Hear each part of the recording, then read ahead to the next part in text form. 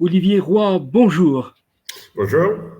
Vous êtes universitaire, vous êtes un homme prolifique, vous avez fait plus d'une vingtaine de livres sur des thématiques différentes et vous avez une expertise reconnue sur notamment l'islam politique. Alors, peut-être pour servir de point d'entrée à cet entretien, votre dernier livre est en quelque sorte, vraiment, vous êtes sorti un peu de vos domaines habituels. C'est-à-dire qu'il y a une dimension d'abord de politologue, où l'interrogation autour de cette philosophie politique que vous avez pratiquée dans ce livre, et puis ce regard anthropologique.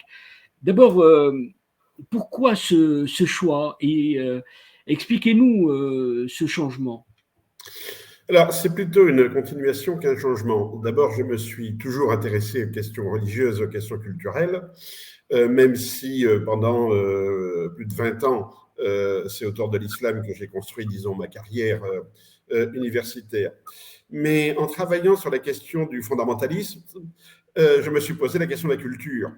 Euh, je me suis demandé, à la fin des années 90, pourquoi, dans le fond, c'était les formes les plus fondamentalistes des religions qui dominaient aujourd'hui. Pourquoi c'était ces formes-là qui s'étendaient, qui convertissaient et qui concentraient dans le fond l'intérêt. Mon analyse a été que le fondamentalisme religieux, quelle que soit la religion, hein, Oui. est d'abord une conséquence de la déculturation du religieux. C'est-à-dire que, qu'on soit évangélique américain ou qu'on soit salafiste musulman, on a une méfiance profonde vis-à-vis de la culture laïque, de la culture séculière, qui est considérée soit comme une distraction par rapport à la vérité religieuse, soit comme un obstacle à l'établissement de la loi de Dieu, parce que c'est basé sur des intérêts purement humains, des lois faites par les hommes, etc., etc. Mhm. Et ça, c'était mon livre, La Sainte Ignorance. Oui. Mais ensuite, en travaillant, en continuant à réfléchir sur la question, je me suis aperçu que cette déculturation n'était pas du tout réservée aux religions et ni même aux formes les plus fondamentalistes du religieux, que nous Mhm. vivions une époque de déculturation. Et en particulier dans ce qui est pour moi un élément clé du fondamentalisme religieux, c'est-à-dire la primauté de la normativité, de la loi sur le Oui. spirituel, eh bien, on le retrouvait dans le fond aujourd'hui dans l'ensemble de la culture. Mhm. C'est-à-dire que nous assistons à une extension de la normativité dans tous les domaines. On Mhm. le voit très bien dans nos activités professionnelles par rapport à il y a 15 ans. On a une augmentation des règlements, des lois, etc. On Oui. le voit dans la justice, bien sûr, mais on le voit aussi dans cette tendance croissante à réguler, réglementer les comportements interpersonnels. Par exemple, dans la sexualité, avec cette obligation de transparence, cette obligation de dénonciation permanente, de Mhm. demande de consentement, qui est Mhm. parfaitement justifiée. Ma critique Mhm. n'est pas là-dessus. Mais nous sommes dans un monde aujourd'hui où tout doit être explicite et Mhm. tout est normé. Oui. Donc, il y a une continuité entre mon étude, je dirais, du fondamentalisme religieux et Mhm. cette critique ou cette approche de ce que j'appelle la crise de la culture aujourd'hui. Mais cette crise de la culture, elle est multiforme, mais elle va déboucher sur quoi? On voit qu'on est dans l'incertitude totale. L'éclatement du monde est devant nous. On est face à cette universelle explosion des particularismes. C'est que le monde est en train de s'effilocher.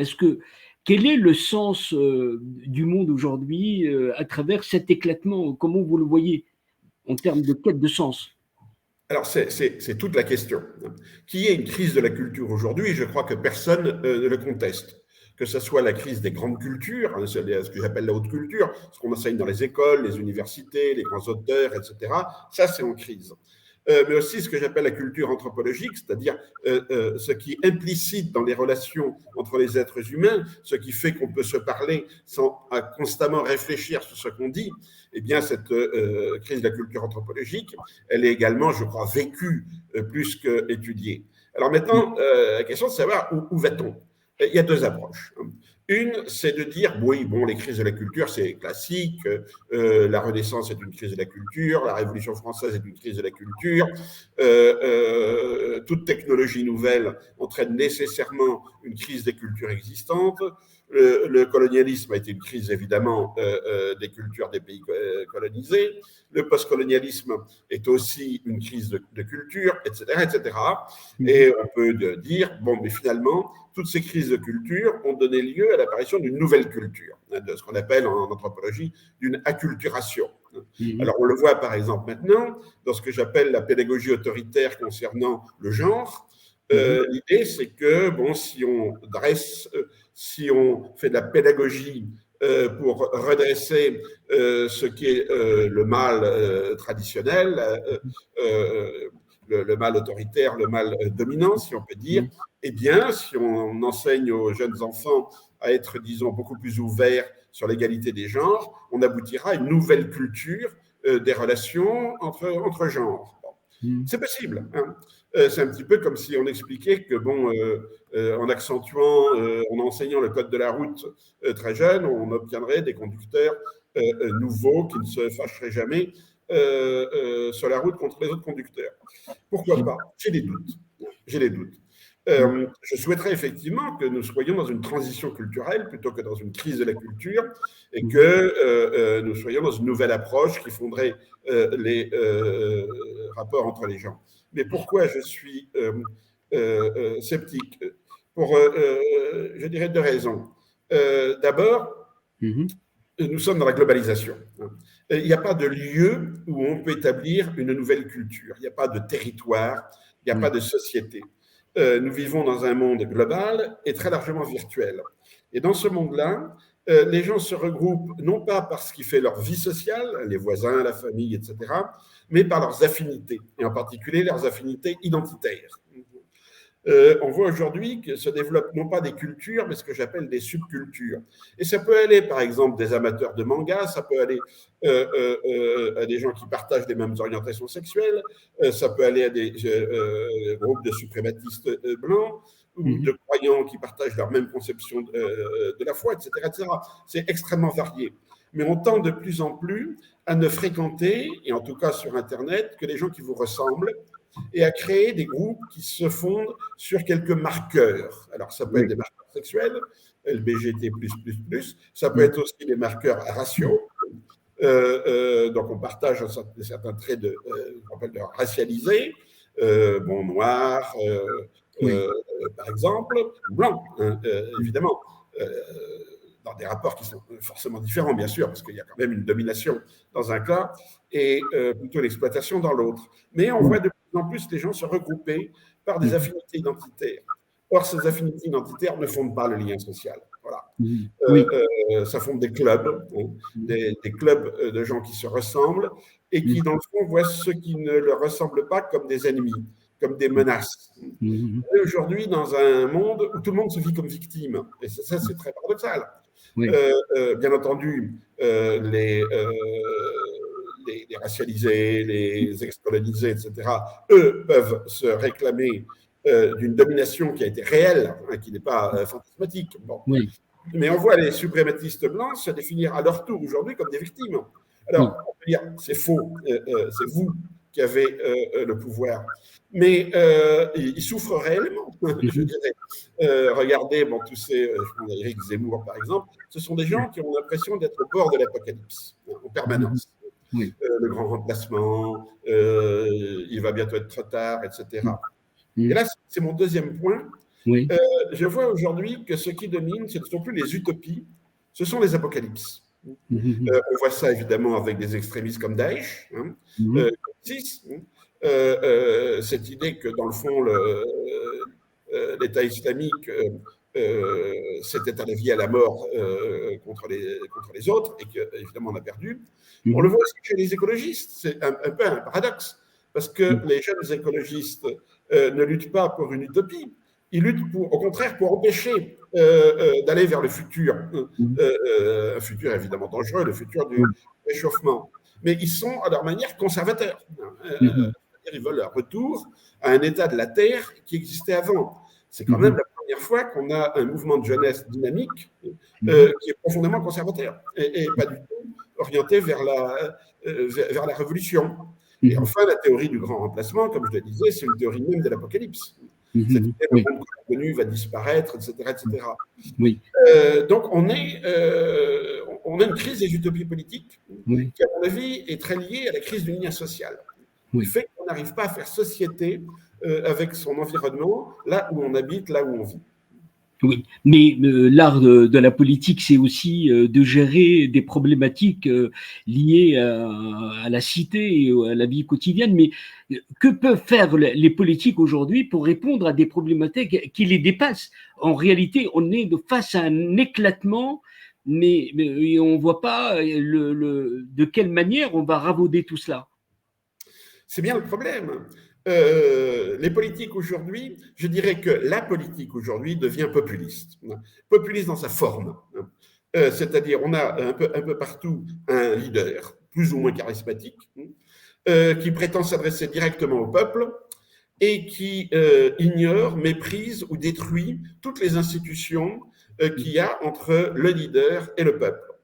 Alors, ça ne veut pas dire que ce n'est pas démocratique, parce qu'un certain nombre de ces leaders politiques sont élus et respectent les élections. D'autres, évidemment, prennent le pouvoir ou empêchent le triche dans les élections, etc. Mais ça veut dire que le maintien d'un système électoral libre ne garantit pas du tout une pratique démocratique de la politique. Et c'est bien ça le problème. Alors, évidemment, je ne vais pas m'amuser à faire une évaluation, à donner des notes aux différents dirigeants politiques du monde aujourd'hui, mais on voit cette accentuation, je dirais, du narcissisme des dirigeants politiques, dont finalement l'humeur, on essaie de chercher mais quelle est leur humeur, quel est leur état d'esprit, etc. Comme si c'était on a une espèce de psychologisation du leader. On n'a plus du tout des leaders qui sont des politiques professionnels. Et puis, on a partout l'affaiblissement des corps intermédiaires, la crise des parlements, la crise des institutions. Et du coup, qu'est-ce qu'on a? On a des révoltes. Je dirais, ce n'est pas des révolutions, c'est des révoltes. On voit maintenant, avec un peu de recul, que le printemps arabe n'était pas une révolution. C'était une révolte. Et que, dans le fond, cette génération du printemps arabe n'avait pas de modèle politique en tête. Elle n'avait pas de projet politique en tête, ce qui explique pourquoi ceux qui ont gagné les élections qui ont suivi de 2011 étaient les partis qui existaient déjà, comme les partis islamistes, qui, par ailleurs, ont été incapables de gérer le pouvoir, mais c'est une autre affaire. Et on voit comment... je dirais, on oppose souvent Occident, Moyen-Orient, etc. Mais on a des formes très communes de pratiques politiques. Les mouvements contestataires se rassemblent dans des lieux, que ce soit la place Tahrir, les zones à défendre en France, Occupy Wall Street. Ils se déploient sur des lieux entre gens qui se ressemblent, qui pensent la même chose, etc., et qui jouissent un petit peu de la communion, ce sentiment de communion que crée le fait d'être ensemble en un même endroit. Et ce n'est pas un projet politique, c'est ça le problème. C'est pour ça que ces révoltes d'occupation de lieux n'ont jamais débouché sur un nouveau système politique. Les Gilets jaunes en France, c'est un exemple type d'une révolte de gens qui manifestement cherchaient du lien social, cherchaient à retrouver un lien social, se réclamaient de la citoyenneté, se regrouper autour des ronds-points, par exemple, organiser des barbecues, etc., avec un sentiment très fort de fraternité, de solidarité, mais pas de projet politique.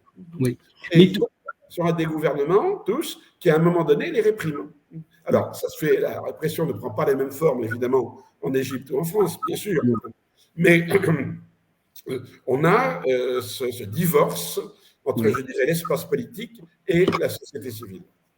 Dans un chapitre, vous avez même consacré un livre qui s'appelle « La sainte ignorance ». Aujourd'hui, on voit combien vous avez vu juste sur cette problématique, alors qu'en même temps, on a ce paradoxe majeur, c'est qu'on a une dissémination de la connaissance et du savoir d'une façon exceptionnelle, qu'on n'a jamais connue. C'est que comment aujourd'hui réintroduire l'humain pour être dans une construction du vivre ensemble dans un monde éclaté et qui va continuer à l'être. Ben, c'est bien le problème, parce que la question est vivre ensemble, mais où? Où est-ce que les gens vivent? Bon. Et quand on est dans son quartier, dans son village, sur un territoire donné, alors on peut effectivement mener ensemble, je dirais, le vivre ensemble et une forme politique. Hein. Bon, que ce soit par exemple le vote pour une mairie, la participation à la municipalité, que ce soit par les syndicats, que ce soit par l'activité dans un parti politique, etc. Mais aujourd'hui, on a l'impression que les gens, bon, évidemment, ils habitent sur un lieu, hein, on est tous quelque part, hein, mais que le vivre ensemble ne se fait pas avec les gens autour de avec qui on vit, mais avec les gens que l'on choisit et que l'on fréquente justement sur Internet, dans ce virtuel. On a une déterritorialisation qui peut être justement virtuelle sur Internet, mais qui peut être très concrète. Les réfugiés, les immigrés, par exemple, se déterritorialisent. Ils quittent leurs liens sociaux, les zones où ils ont des liens sociaux, et ils se retrouvent avec d'autres individus qui partagent le même sort, mais qui ne font pas société. Quand vous avez un bateau qui débarque en Italie, les gens dans le bateau, ce n'est pas une société, c'est une collection d'individus qui vont débarquer dans un nouveau monde et essayer de s'en sortir individuellement. Donc le problème, c'est là, c'est comment retrouver un lien social dans un monde de circulation, des circulations pas forcément choisies, dans un monde qui se déterritorialise, et on a beaucoup de mal à faire société, c'est ça. Alors, moi, où est-ce que je vois des choses? Dans plusieurs directions. D'abord, certaines formes de militantisme, hein, c'est-à-dire de mobilisation autour d'objectifs clairs et précis, que ce soit des mobilisations écologiques, des mobilisations de défense du lieu où on est, hein, contre des promoteurs, par exemple, des choses comme ça, des formes de solidarité dans les zones où on manque d'eau, où on a un problème de famine, etc. C'est difficile. Mais on voit que les gens essaient très souvent de s'organiser en l'absence d'un État qui ne fait pas grand-chose pour eux. Je vois aussi se développer je dirais, des solidarités religieuses, mais qui ne sont pas identitaires, qui ne sont pas normatives, comme c'est le cas chez les évangéliques ou les salafistes, mais qui sont dans une espèce de quête spirituelle. Je vois ça en Italie, par exemple, avec les grandes fraternités catholiques comme Sant'Egidio, Communion et Libération.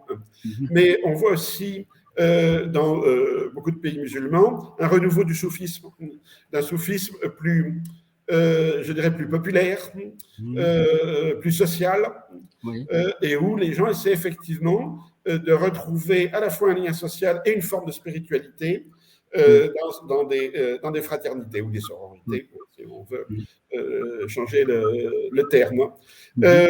Donc, ce qui me rend relativement optimiste, c'est qu'il y a une demande, et chez beaucoup de gens, une volonté de faire quelque chose. Mais ça part d'en bas, de la part de l'État, il n'y a rien que du paternalisme. C'est-à-dire, en gros, ce que dit l'État, c'est laissez-moi faire, hein, et vous serez un jour plus heureux. Mais ce jour est très loin et n'arrive pas vraiment. Et d'autre part, c'est mettre les gens dans une situation de passivité, très claire. En gros, c'est rentrer chez vous, laissez-nous faire. Et donc, on a ce qui n'est rien d'étonnant, ce décalage croissant entre la bulle politique et la vie des gens. Et on le voit sous des formes très différentes, dans la montée des abstentions, par exemple, dans tous les pays occidentaux, mais on le voit aussi en Tunisie. Une espèce de passivité de la société dont on se demande si c'est le silence avant la tempête, si c'est le calme avant la tempête, ou bien si, d'une certaine manière, cette passivité n'aurait pas été intériorisée par les gens qui seraient dans des stratégies, le mot stratégie est un peu grand, dans des comportements d'escapisme, c'est-à-dire on essaie de s'en sortir individuellement, sans tenter de retrouver un lien social, que ce soit au niveau local ou au niveau politique. Cette crise systémique à tous égards D'abord, comment aujourd'hui, et je voudrais notamment, vous avez une expertise exceptionnelle en travaillant sur l'Afghanistan, sur l'Iran, sur le radicalisme religieux. Vous ramenez pour cette volonté de décrypter vers ce qu'on voit autour du djihadisme au Sahel, qui est véritablement aujourd'hui une poudrière dont personne ne semble pouvoir maîtriser la donne. Alors, peut-être il y a le combustible de tout cela. Comment vous l'identifiez? Alors, c'est complexe. Mais quand on regarde les djihad du Sahel et qu'on compare par exemple avec le djihad de Daesh en Syrie, on s'aperçoit qu'il y a quand même des différences très importantes. D'abord, le djihad du Sahel n'a pas débouché sur un terrorisme international. Bon. Alors que ça devrait. On a vu par exemple en France que les jeunes qui ont fait le Bataclan ou qui ont attaqué Charlie Hebdo, etc., et parmi eux d'ailleurs il y avait un Malien, ils se sont tous réclamés de ce qui se passe en Syrie et en Irak. Aucun d'entre eux n'a mentionné l'action de la France au Mali, par exemple. C'est curieux. D'autre part, pratiquement aucun jeune radicalisé en Occident ne rejoint les djihad du Sahel. Bon. Il y a peut-être un ou deux cas, mais enfin, on n'a pas ce phénomène qu'on a eu en Syrie, extraordinaire, de milliers de jeunes qui viennent de France, de Belgique, de Russie, etc., pour faire le djihad le djihad au Moyen-Orient. Donc, il y a quelque chose de spécifique à ces djihad du Quelles Sahel. sont les causes de cette réalité? Alors, moi, je dirais qu'il n'y a pas une cause, hein, évidemment, mais qu'on a une crise sociale et économique profonde. Et très liée d'ailleurs au changement climatique. La sécheresse, une crise de l'élevage, une crise de la transhumance, une crise des rapports à la terre, qui fait qu'il y a une exacerbation des conflits locaux, des petits conflits locaux, qui ont toujours existé, hein, mais qui s'exacerbent, et qui s'exacerbent dans un cadre où les armes sont là. Hein. C'est autrefois ce qu'on réglait avec un vieux fusil, maintenant on le règle au lance-roquettes à la Kalachnikov, et ça change évidemment tout. J'ai vu ça arriver en Afghanistan dans les années 80. Donc on a un passage à un niveau de violence nettement supérieur. Et puis, on a des groupes qui vont alors se réclamer du djihad global. Et ça a été pour moi un petit peu une surprise. Pourquoi des Touaregs, par exemple, qui ont toujours été contestataires, bien sûr, qui ont toujours eu leurs revendications politiques et économiques propres, pourquoi un beau jour font-ils allégeance à Al-Qaïda Parce que Al-Qaïda ne les finance pas. De toute façon, ce genre de conflit n'a pas besoin d'un gros financement extérieur. Les armes, elles sont là, elles sont sur le terrain. Pourquoi on a ce passage soudain du local au global? Et je crois que ça fait partie, ça, de cette mutation profonde de notre monde d'aujourd'hui, qui est la globalisation, la déterritorialisation, la crise des États-nations. Le fait que les frontières traditionnelles ne font plus guère de sens. Très souvent, d'ailleurs, elles n'ont jamais fait beaucoup de sens. Mais enfin, au moins, il y avait cette idée qu'on avait les États-nations. Et maintenant, on a une crise de ce modèle d'État-nation. Les gens circulent beaucoup plus aussi parce qu'ils sont poussés par la crise économique. Et alors, on va chercher dans le djihad, moi je dirais que c'est ce qu'il y a aujourd'hui sur le marché de la contestation globale. Beaucoup de ces mouvements, il y a 30 ans ou 40 ans, auraient été marxistes-léninistes. Et on sait, on voit d'ailleurs comment certains leaders ou certaines familles de leaders qui étaient, il y a dans les années 70, dans des mouvements de type mouvement de libération nationale, socialisme arabe, etc., aujourd'hui sont dans le djihadisme. Bon. Comme si le djihad était maintenant l'expression commune de la révolte, hein, le langage de la révolte. D'autre part, c'est parce qu'il y a une autre raison. C'est cette espèce de mythe que la charia va permettre d'instaurer une justice immédiate. Parce que c'est vrai qu'il y a il y a une crise du système judiciaire partout. Avec des tribunaux souvent corrompus qui ne fonctionnent pas, avec des appels, le besoin d'avocats, le besoin de passer par des procédures écrites, etc. Ça fait que les gens pauvres, les gens d'en bas, n'ont pas confiance dans les systèmes judiciaires d'aujourd'hui, un peu partout d'ailleurs. Donc cette idée qu'on va appliquer une justice claire, nette, immédiate. Voilà, on commence le tribunal en début d'après-midi et le soir, il y a la sentence et tout est réglé.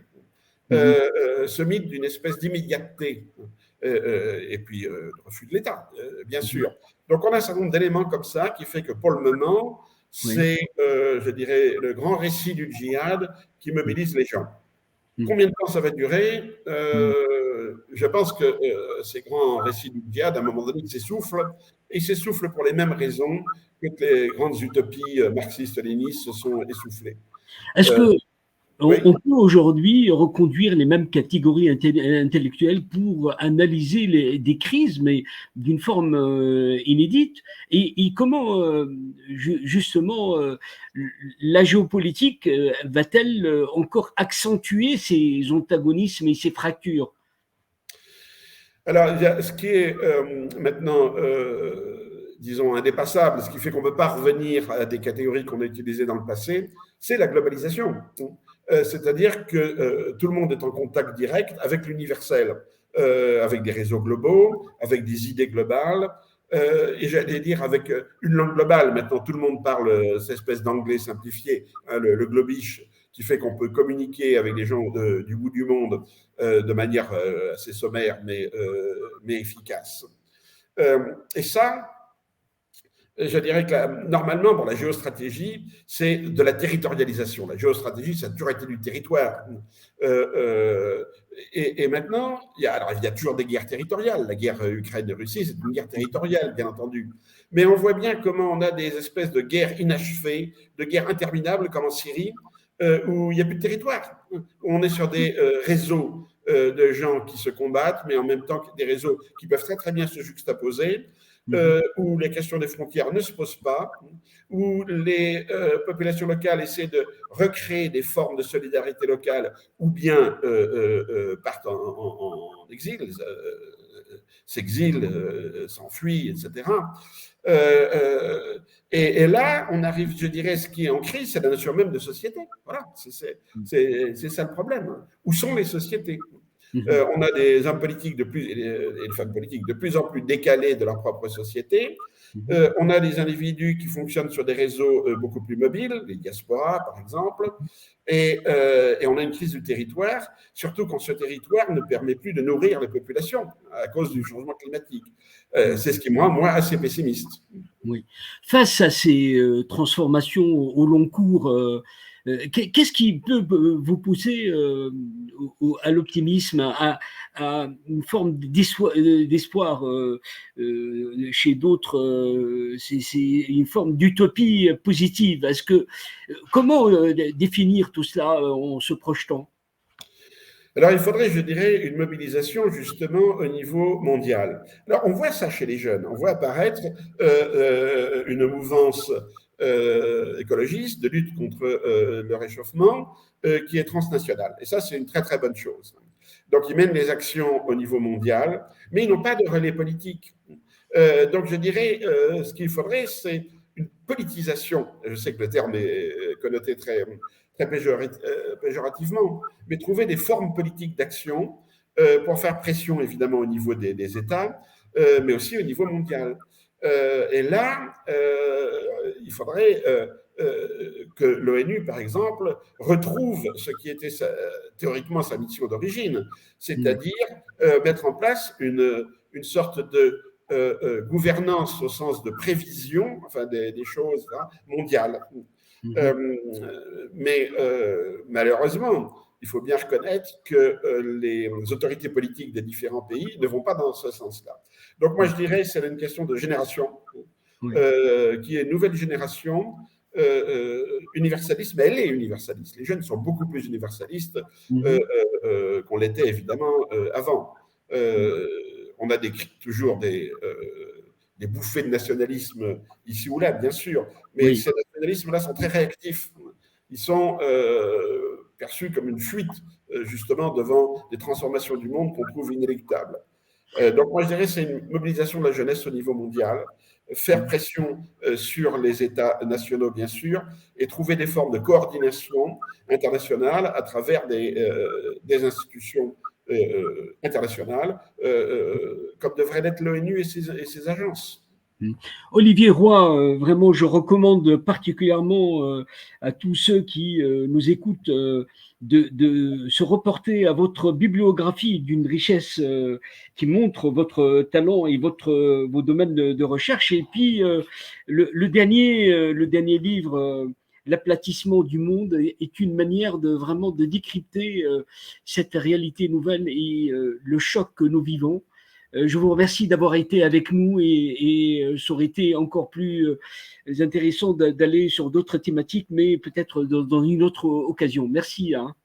Je vous remercie. Au revoir. Au revoir.